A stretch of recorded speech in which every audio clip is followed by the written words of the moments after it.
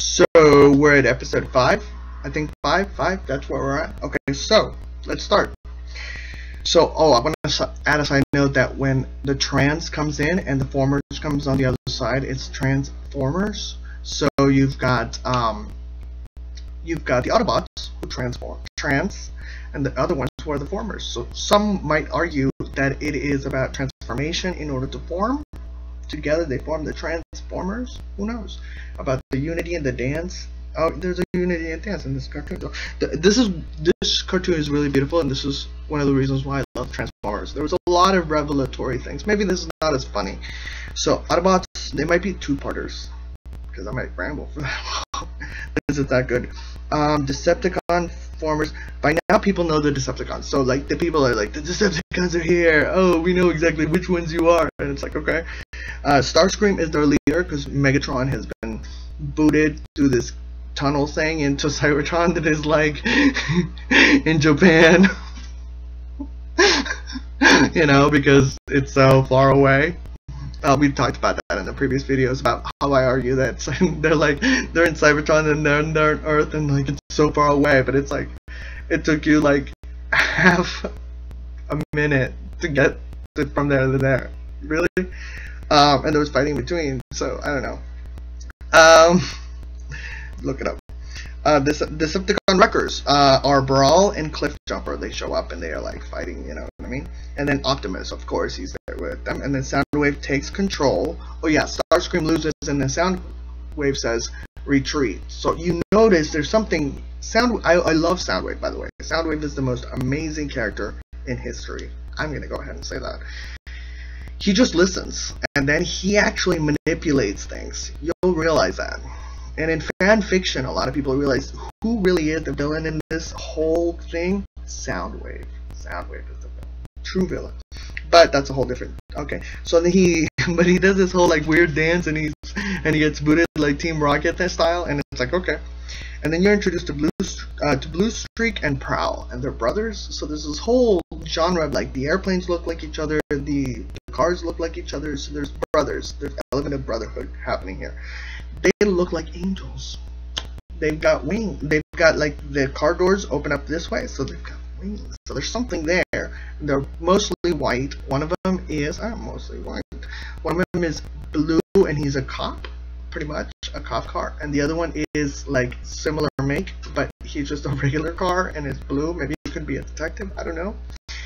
So then you've got two Starscreams again. You've got the two Starscreams joke. I wonder how often do they do that. Like I can understand Thundercracker and the other guy, but Starscream, really? Two Star?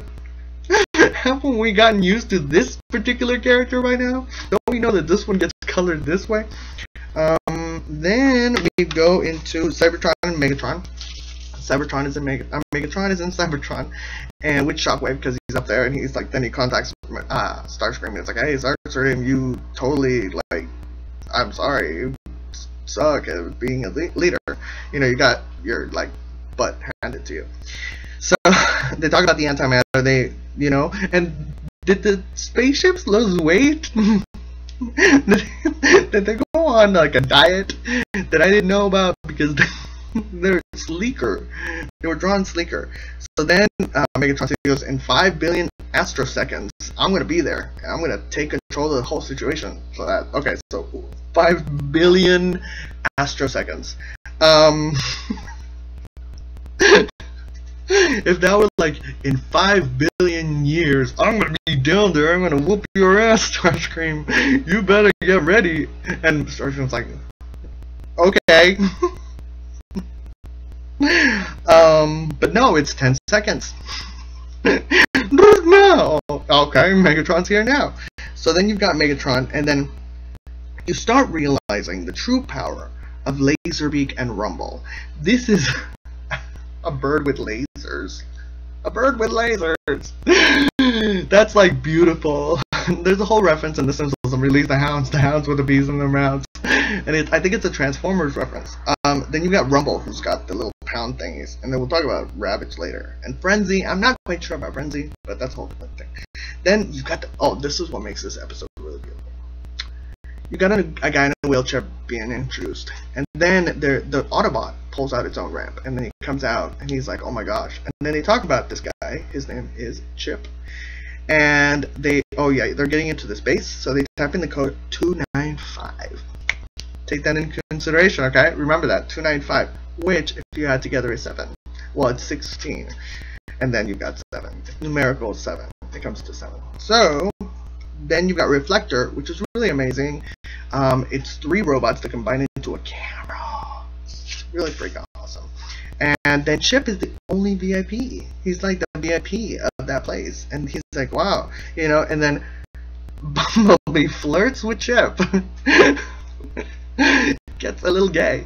Or brotherly. I don't know. The Transformers have this very, like, shared. They're not sexual, I don't think. You do get introduced to female Transformers later. But there's no gay Transformers. I don't know. Maybe they were mostly gay. And then you've got, the bird with lasers and the cats with rockets. I know. Birds with lasers. And, like, what else? Cats with rockets. Like panthers. That turn into tapes. Yeah! Turn into tapes. Oh my gosh. They all turn into tapes. And there's this little guy, and he has pistons. It's got, yeah. Then the Transformer Chop Chop. You know what I'm talking about. Who is the purple guy in the back? Who is the purple guy in the back? And later I find out that it is Rumble.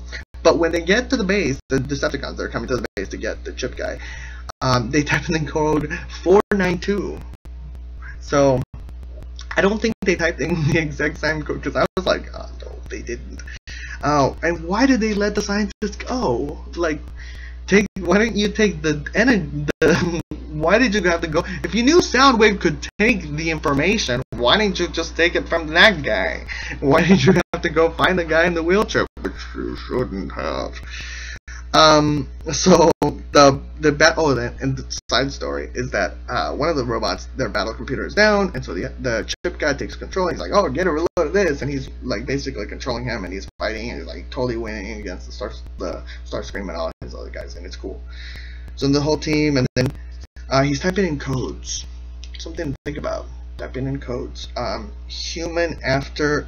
Then the Transformer says, "Oh, you're a human after my own central processor." It's a very touching moment of friendship.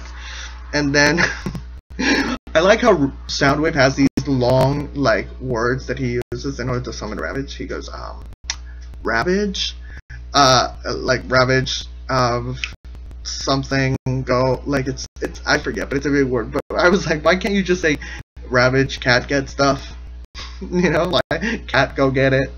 Like, because you later realize that there's something, Soundwave does something really interesting in this episode.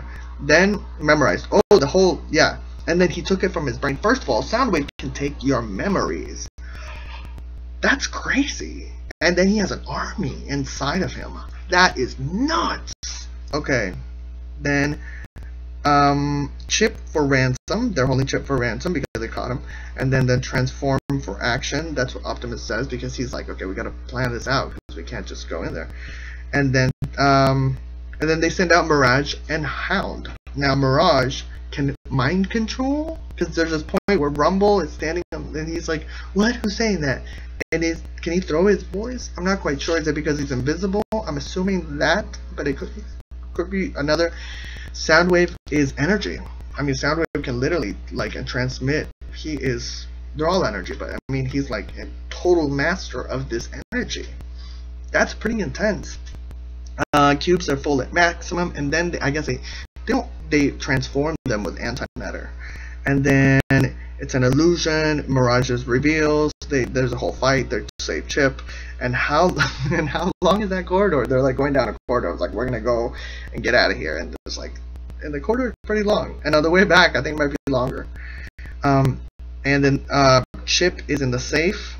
And then Chip is safe. So then Optimus comes around like a Trojan horse, and then all the other Transformers come out like, Optimus, like a clown car. And then I'm thinking to myself, like, Megatron grabs the thing and he throws it up in the air, and I'm thinking to myself, what the? Megatron, are you nuts? Like, are you? That's antimatter, dude. All right. And then this next scene, fart joke here.